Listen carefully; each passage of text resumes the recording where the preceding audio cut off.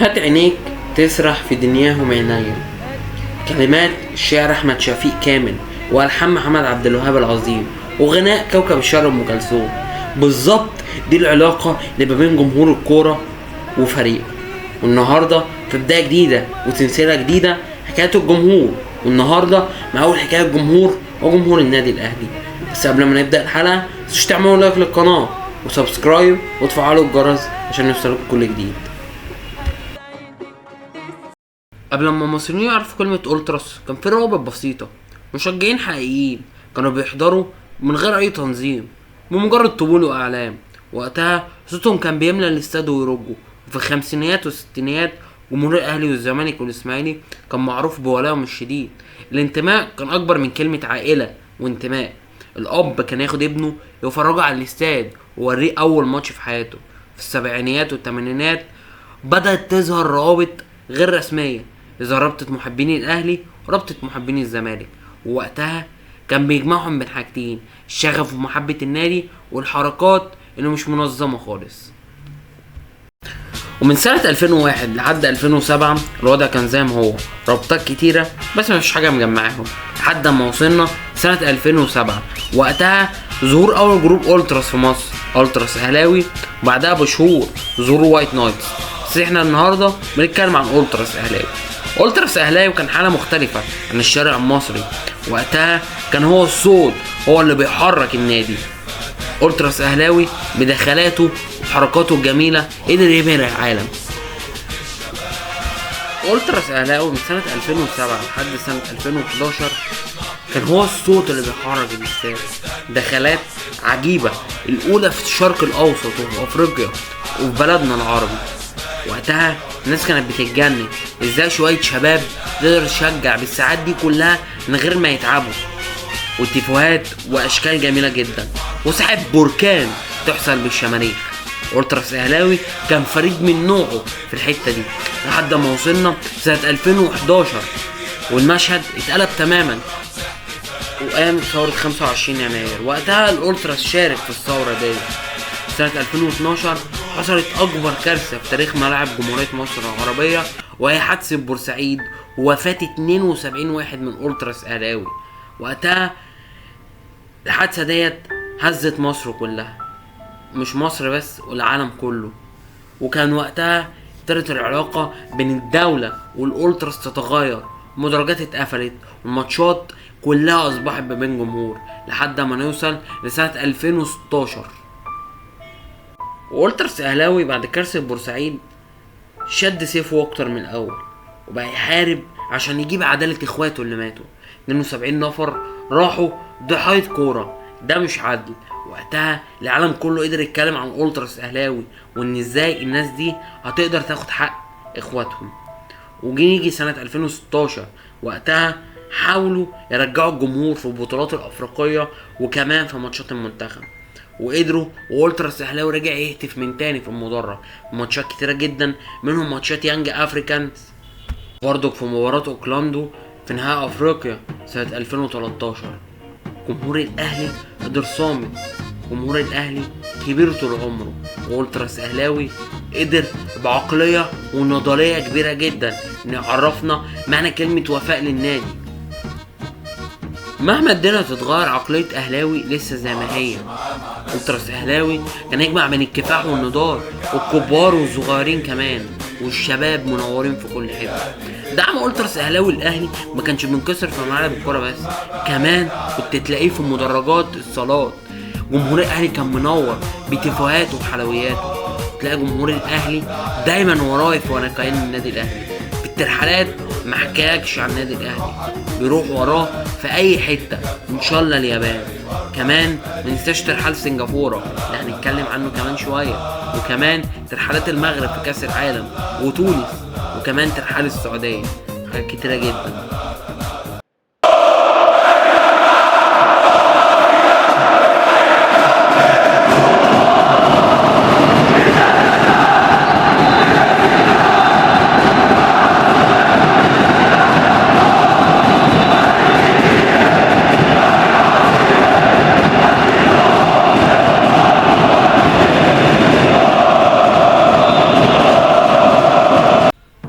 سيرة ترحال أولتراس أهلاوي، عمرنا ما هننسى ترحال سنة 2023 نهائي الأهلي والوداد، والقصة الأشهر كيف عرفتوا التيفو. وقتها تيفو الأهلي كان بيحمل رسالة: إذا وسوس لك الشيطان أعطيك الجحيم مكافأة. طبعا عمرنا ما ننسى دور المجموعات وترحال الجزائر برضو نصف نهائي دوري أبطال أفريقيا ضد صن داونز السنة اللي فاتت، وترحال كاس عالم المغرب، ترحال كاس عالم السعودية، ترحال كاس عالم الإمارات. عمرنا ما ننسى ترحال كاس الانتركونتيننتال وترحال سنغافورة لكرة السلة. في سيرة الترحالات عمرنا ما هننسى ترحال أمريكا راح كاس العالم للأندية سنة 2025، واحد من أبرز ترحالات أولتراس أهلاوي. وقتها لما أولتراس أهلاوي رفع بانر أولتراس أهلاوي الأصلي في رد لكل واحد شك في حل المجموعة أو حرق البانر. أولتراس أهلاوي تاريخ كبير تتعلم منه في الترحالات، عمرك ما تنسى كلمة أهلاوي جنب الترحالات.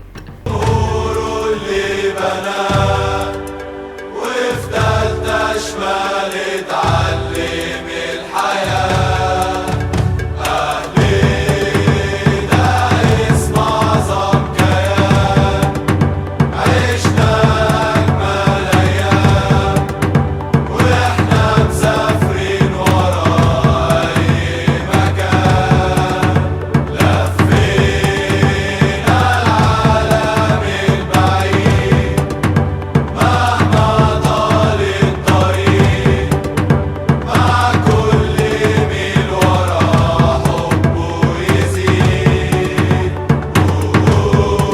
ودايما هيكون معاه جمهوره اللي بناه، وفي تالتة شمال اتعلم الحياة، أهلي ده اسم أعظم كيان، عشنا أجمل أيام وإحنا مسافرين ورا أي مكان، لفينا العالم البعيد مهما طال الطريق. كل حكاوي النادي الاهلي لازم تلاقي اسامي محفوره. النهارده معانا اسمين محفورين: عم حسين، راجل اللي خدم النادي الاهلي وخدم المدرج اكتر من 50 سنه، وكان يعتبر النادي ده بيته، هم بيحبوا فوق الوصف ويستحقوا كل تقدير الحقيقة.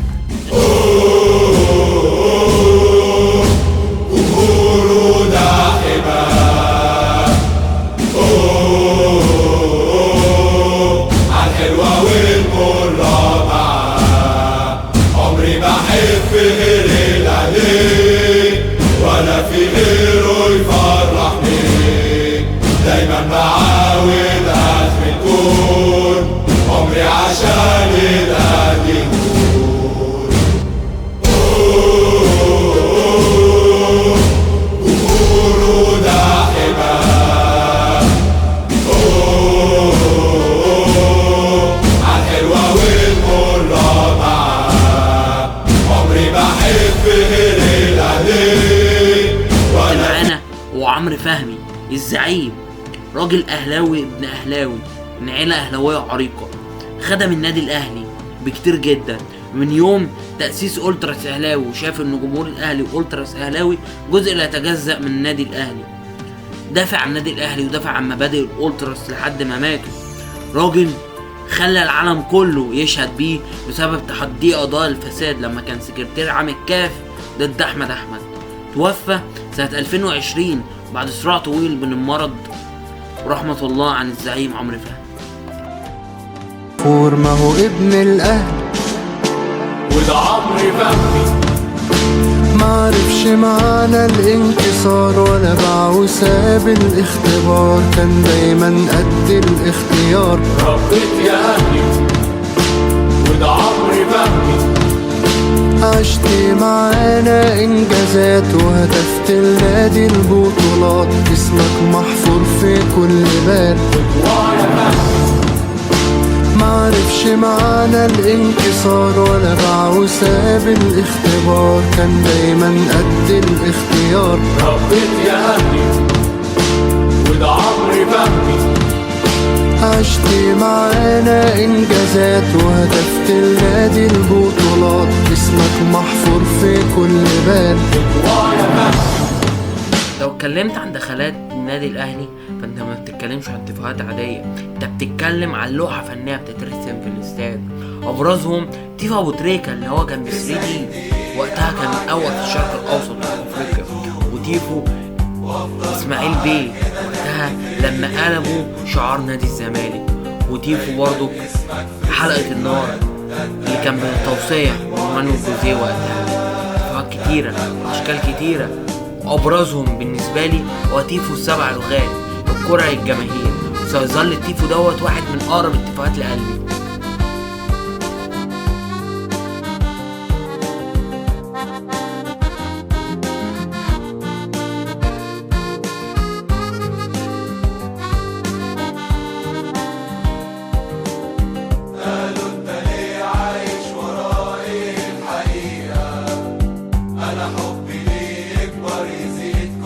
أولتراس أهلاوي كان واحد من الداعمين لقضيتنا الفلسطينية من زمان، كانت بتبان في دخلاته في المدرج، لحد النهارده اترفع البانر جنبه علم فلسطين الشقيقة.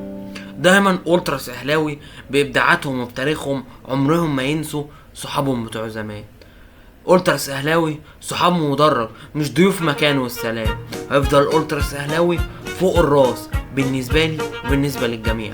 روابط كتير بتيجي وروابط بتروح، ناس مجهولة الهوية، ناس ما نعرفهاش دول مين، أولتراس وسيظل أولتراس أهلاوي ما هيموت. كده تكون انتهت حلقاتنا من حكاية أولتراس أهلاوي. متنسوش بقى تعملوا سبسكرايب للقناة وتفعلوا زر الجرس وتعملوا شير عشان حلقة توصل لناس كتيرة جدا. سلام.